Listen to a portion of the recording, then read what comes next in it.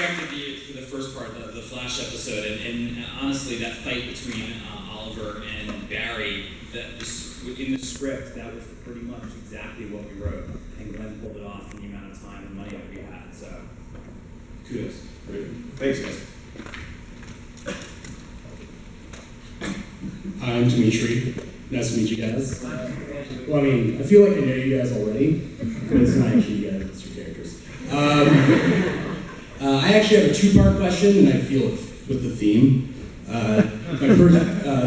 My question is, well, being a longtime fan of the comics, do you guys put a lot of thought, I guess this is for the producers, do you guys put a lot of thought into what villains you guys are bringing on and where they fit technically? Because I heard Brick is going to appear, and he's kind of more of a later Green Arrow villain. Do you guys put thought into where it all fits in? Yeah, I mean, on Arrow it's a little bit different. Arrow doesn't have quite the same rogues gallery that the Flash does. I mean, the Flash has some of the best villains, so there's a lot more to choose from. But Arrow does have some amazing villains, and obviously we've had Merlin, played by John Barrowman, and we do have Brooke coming on, who's played by Vinnie Jones, who's amazing, and it's sort of a trilogy. Episodes 10, 11, and 12 are a giant three-parter.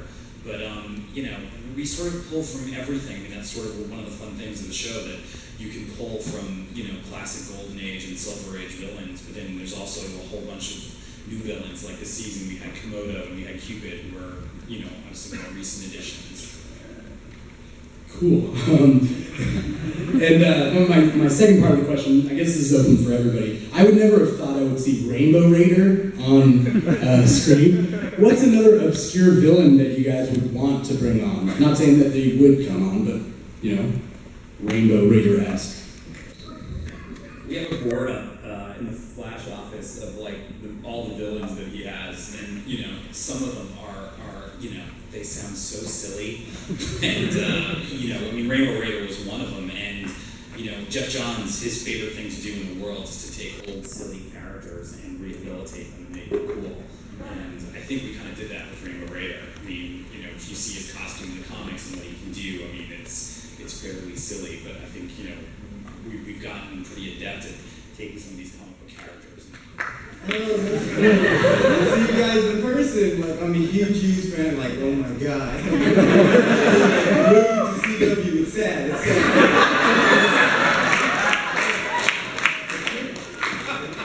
One of my biggest questions I want to ask is that you guys keep hinting at Gloomhaven. I love the Batman family. Do you guys plan on introducing any of the Bat family, or is this like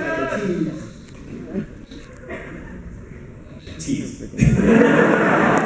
No, obviously Batman, obviously there's Batman in the movies, and now there's Gotham, and DC are amazing partners, and Jeff Johns, who's the chief creative officer, is obviously one of the developers of Flash, and he's written episodes of Arrow, and has been with us, from the very beginning on both shows.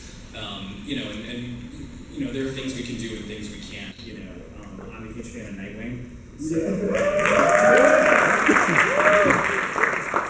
getting to name check Bloodhaven and go there, but there's the cities that we can use, and then there's everything else. So I don't think you're going to be hearing Gotham or Metropolis. Thank you so much. I appreciate you. Rock on. This question is for Emily. Felicity is